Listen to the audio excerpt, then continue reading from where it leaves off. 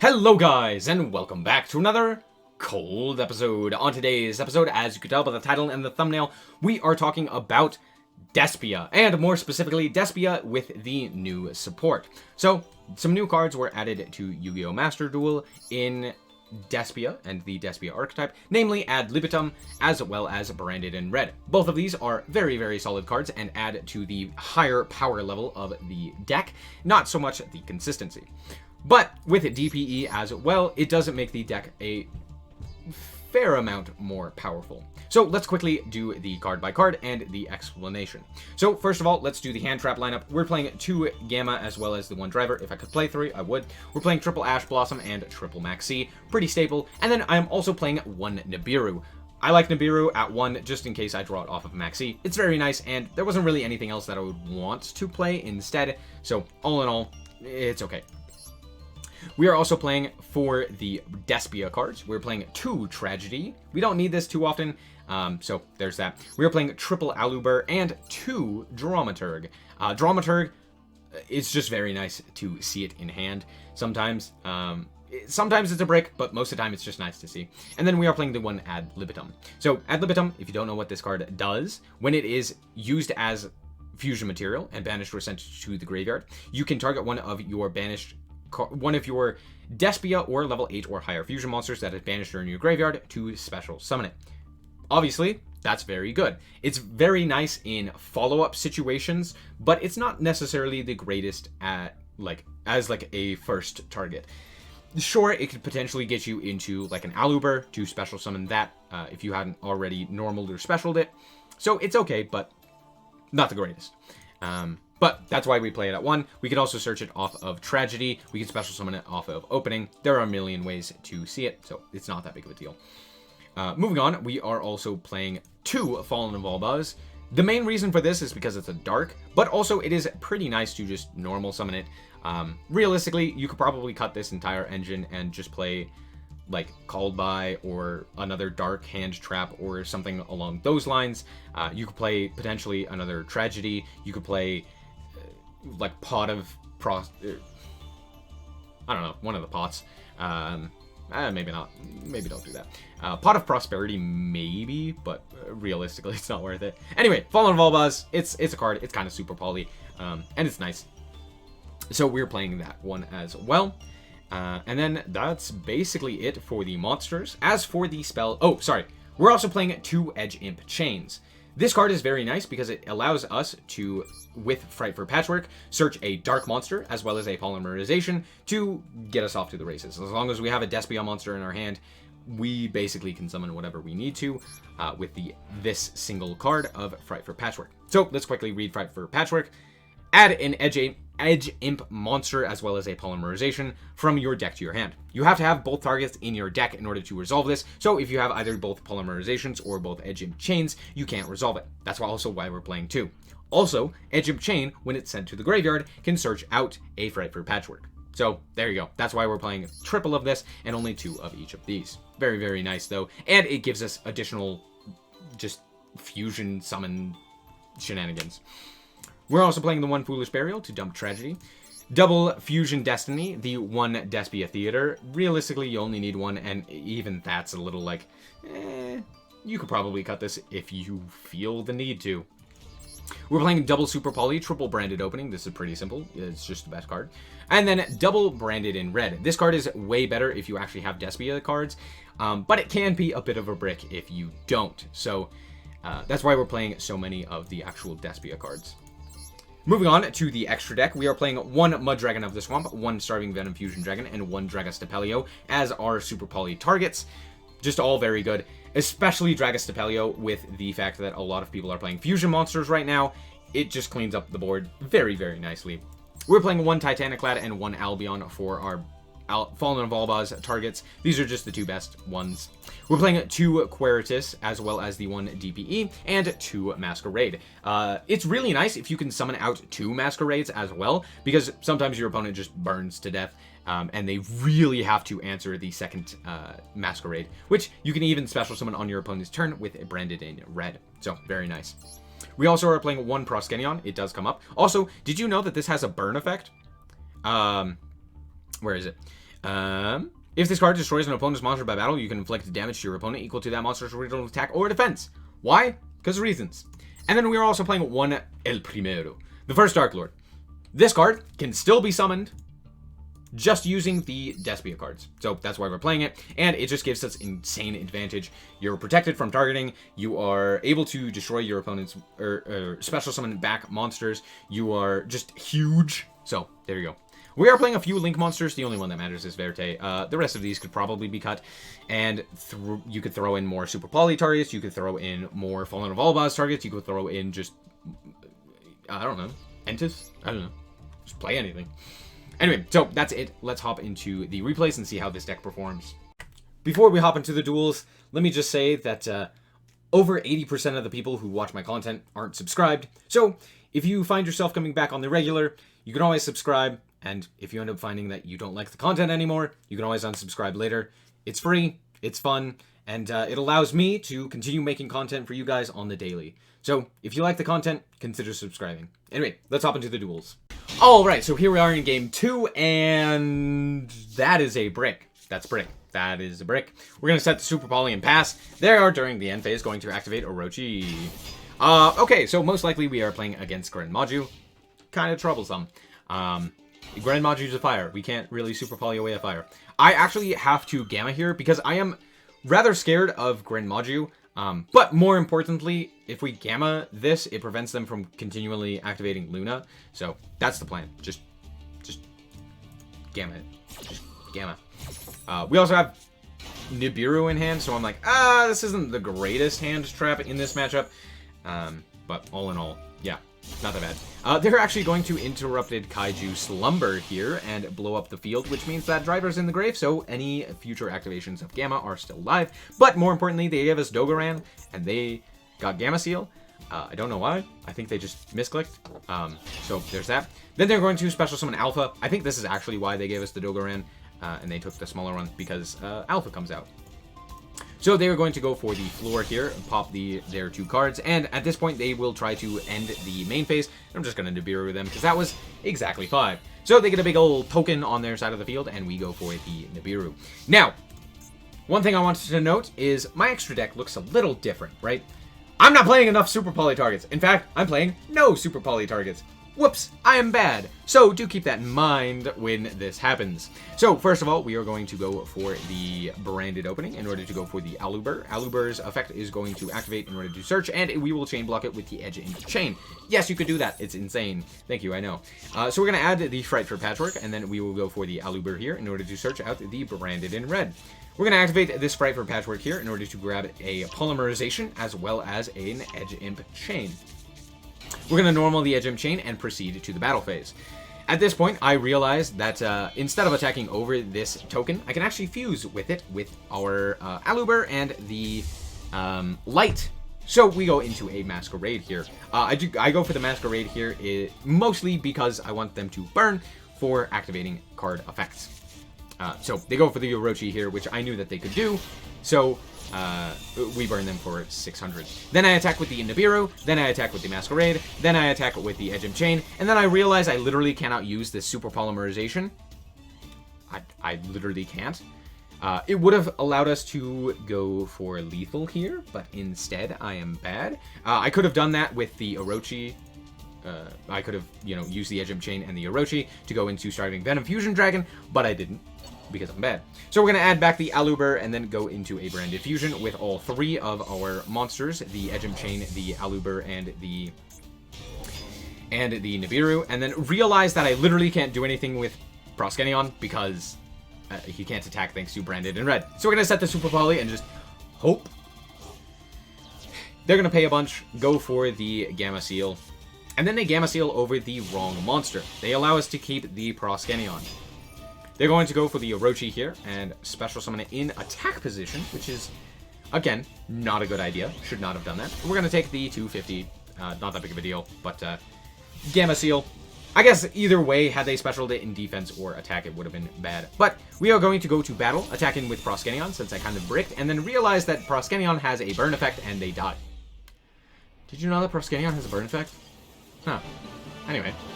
Alright, so here we are with another reasonably weird hand. We did draw 2 Fright for Patchworks, but I'm going to fire off the first Fright for Patchwork to bait out exactly that card.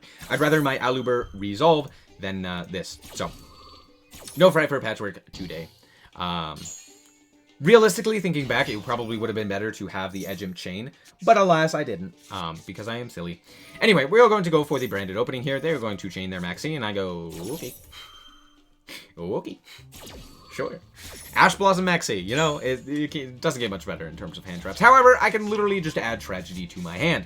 So, since we already have Theater, we are going to just go for the Theater here. We are going to send both of those to the graveyard for Masquerade, allow them to draw that one delicious card, and then we will grab our Dramaturg. We're going to set the branded in red that we search off of the Aluber and pass. So, now we have the Despia as well, or sorry, the Dramaturg as well as the Tragedy. They go for the Terraforming here. They're going to search out the Sky Striker spell, or field spell. And at this point, I realize, oh, it's Sky Striker. They activate a ton of effects. I'm going to go for branded in red. Oh, just kidding. It's called red. I don't get to play the game. So now I have a dead card in hand, and I just have to hope that this card is enough to get me there. The branded in red, it ends up, you know, the card gets banished, which means I can't add it back, which means nothing. I'm going to activate Tragedy here because it's funny. They're going to go for Sky Striker Ray, and then special summon out their Rose, and then they are going to send away the Ray, and then tribute for the Hayate. They're then going to reveal 3, add the Rose to the hand, and then go for a Predaplant Verte Anaconda. They're going to activate the Predaplant Verte Anaconda because reasons. I don't know why in the world they decided, hey, you know what would be a good idea? Nuking myself for 2k against a burn card. So they go for DPE here, which is very funny. Let's be honest with ourselves, it's very funny. They go into attack with the DPE, and at this point, just they literally can't activate DPE at this point. But it's very funny because I just negate the DPE, and then they can't do any more damage. And then I also get to bring back Masquerade on the follow-up because they control a monster that was either Link or Fusion. So, there you go. I also draw Fusion Destiny for turn, which is hilarious. But I just go for the second Masquerade here to burn them. We also go for the Dramaturg here. And they are going to chain the Destroy Phoenix Enforcer. Now, they do end up popping the Verte, which is very nice. But we can just banish the branded opening in order to save our Masquerade. And at this point, we have a 2600 attack point monster, even with the Destroy Phoenix Enforcer's effect. So we have game, but I also have Fusion Destiny, so I can just go for my own DPE. So there you go. Yeah, Sky Striker. I'm sorry. All right, so here we are in our third match, and I haven't drawn the best, but we do get to go for the Fright for Patchwork here, and they do activate Maxi. I think I Ash Blossom this. Yeah, I do. Because we can get back the Dramaturg as well as potentially more, so it makes sense to actually do that here. So we are going to proceed and add the Polymerization as well as the Edgem Chain. Then we will go for Polymerization here in order to send the Dramaturg and the Edgem Chain to the graveyard to go for the Masquerade. And then, obviously, Dramaturg is going to add back, as well as the Edgem Chain is going to add the Fright for Patchwork. Fright for Patchwork at this point can just be discard fodder. We are going to actually normal summon our Edgem Chain to go for Verte. And you may be wondering, why did you get rid of your Dramaturg for Verte? Because DPE is that much better. DPE is genuinely just that much better. So we are going to go for the DPE here, and I'm going to do the same trick that I always do, where I pop the Verte as well as the DPE in order to bring back the DPE without the Verte, because we don't need Verte on the field. It can just kill you. It literally can just kill you. So we're going to bring back the DPE into defense position so that we don't die.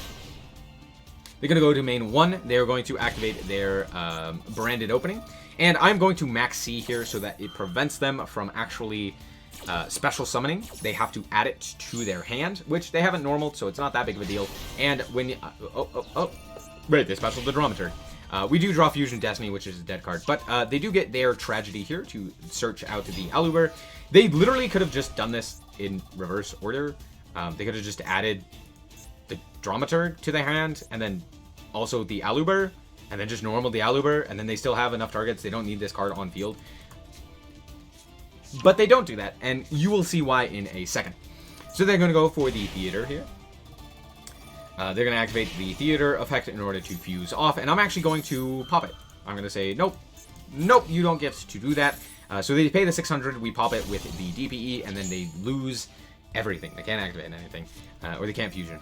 But they do have a polymerization in hand, so not that big of a deal. They're going to fuse off these two in order to go for the Starving Venom Fusion Dragon. Now, here is where I think they were like, okay, I'm going to put them really low on life points. They're not going to be able to do anything. It'll be great. Turns out, Masquerade has a second effect. If you don't know what Masquerade's second effect is, let me read it to you. If your opponent controls a Ritual, Fusion, Synchro, XZ, or Link monster while this card is in your graveyard, you can special summon this card, but banish it when it leaves the field. Also, it's a quick effect. Also, I drew Alibur. Fantastic. They're going to steal my attack points. They're going to attack in with the Dramaturg, and then I'm just going to special summon back the Masquerade, and they're going to attack over it, and it gets banished. Oh no, heaven forbid, I did draw 3. It doesn't really matter. So, DPE is going to come back, because of course he is, and we drew another Alibur, because, I don't know, reasons? I genuinely don't. They're going to activate the Dramaturg, obviously, and we are going to tag out with the DPE. I'm going to pop the Starving Venom, reason being, because if it can actually pop, if it actually gets destroyed here, it destroys all of your opponent's special summoned monsters. So I was trying to destroy it. Anyway, DPE effect, going to activate again. We're going to normal summon this Alibur, and then we are going to search out the Branded in Red. I'm going to fire off the Branded in Red in order to go for the Dramaturg, in order to fusion. We're going to use the Dead Gamma in our hand in order to go for Despia Q. So I'm going to activate the Dramaturg effect, and then I'm going to chain to that the Despia Q. Reason being, I want to put this guy to 0, and then I want to special summon the Dramaturg so that I am able to attack over everything that I need to. So we're going to go to battle. We are going to poke into the Dramaturg for 25, and then poke into the Starving Venom for a bit more. Starving Venom's effect is going to activate, and then the Alubur's effect is also going to activate to negate the effect of Q. But all in all, that's not that big of a deal. We are going to have our board mostly wiped. But here we go for the Despia Q to special summon out a Fallen Revolvaz. Realistically, was this the best summon? No. But it also wasn't the worst. I think Tragedy might have been a little bit better. Just special summoning it in defense. But all in all, it's not that big of a deal. We're going to special summon back our DPE here. And our opponent activates Branded in Red. That's not very good, because they grab back this Dramaturg in order to go for a fusion summon using the Dramaturg and the Ad Libitum. Whew, that is problematic. And they're going to do basically the same thing that we did, except worse. So they're going to target their Starving Venom Fusion Dragon and then not activate the effect of their Q, because they did this in standby phase. They activated this effect in standby phase because they're dumb. I don't know why they did this, but now they cannot activate Q to change all of these attacks to 0 before summoning out the Dramaturg. So their Dramaturg is going to be 0 at the same time that these monsters are also going to be 0 because they're dumb. So there you go. That literally cost them the game, by the way. But they're going to special summon out a whole bunch of monsters, namely their Starving Venom Fusion Dragon, which can steal the effect of the DPE. However, I'm not going to allow that to happen. I'm like, no, not going to happen. And then they're going to activate Q, which I'm like, okay, sure, like, dude, whatever you want to do. I think they thought that I was going to pop the Q. Why in the world would I pop Q? Now, here, I actually make a rather large mistake. I popped the Alubur. This card was normaled. It wasn't specialed. So, it might matter.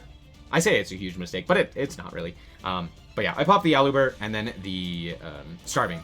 But Alubur comes back, negates my DPE, and special summons itself. Then they are going to banish the Tragedy to go for the Field Spell to allow them to fusion summon. So they're going to go for the Field Spell here. They're going to fuse into a Proskenion. Now, we learned Proskenion has a burn effect. So they're going to target our own Q to special summon it. And at this point, I'm like, oh man, I think I just died, right? They attack into the DPE. Wait a second.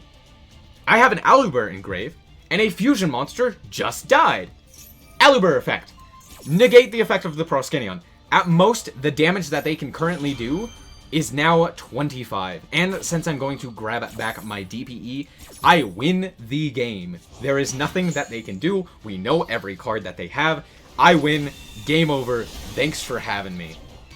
They attack into everything, that doesn't matter. Even though this card is dead, DPE is absolutely insane. So we're going to special summon back the DPE. I draw Maxi for turn, which is very funny. We also have Aluber, which is potential additional follow-up.